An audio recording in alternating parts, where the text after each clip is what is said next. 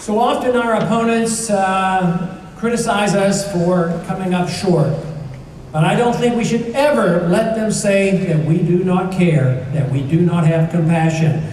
Because it's only in a free society, in a free market with sound money that is prosperous, that really can take care of the people's need and show that we indeed really care about the people.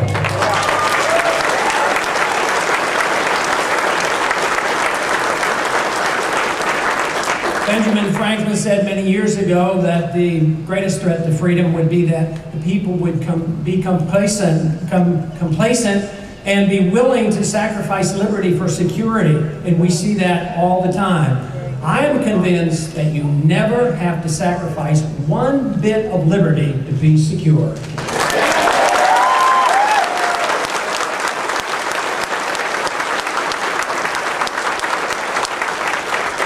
In the economic sense as well as in the personal sense.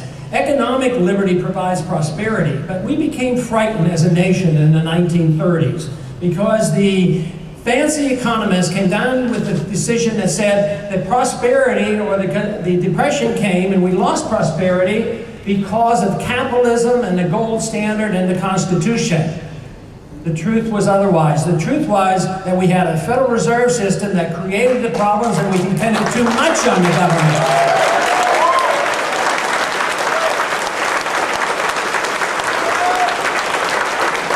But ever since then, we have given up the notion that markets can be free and that our money should be sound, motivated by many individuals who wanted to help and take care of people, but they were misdirected, and it ends up doing more harm than good. And now we are facing a crisis because, quite frankly, though we are prosperous, it is all based on borrowed money, and it won't last unless we get back to the basics. The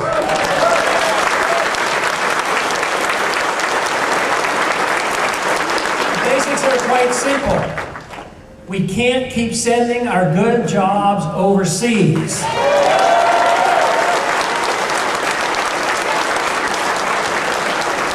And we can't blame the foreigners for that happening because, quite frankly, what's happening in this country is we overtax and we overregulate, and we have a currency that destroys the incentives. There's no savings in this country, so we have to look to ourselves for our problems.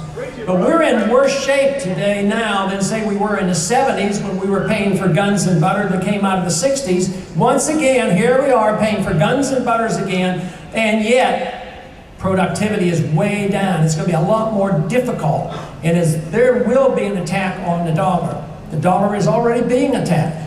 So all the do-gooders in Washington, they believe that they can police the world and spend endlessly, subsidize the military-industrial complex and take care of everybody's need, turn the concept on its head and say that people have a right to stuff, right to care, right to houses.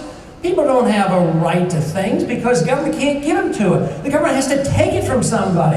The only thing that we have a right to is a right to our life and our liberty.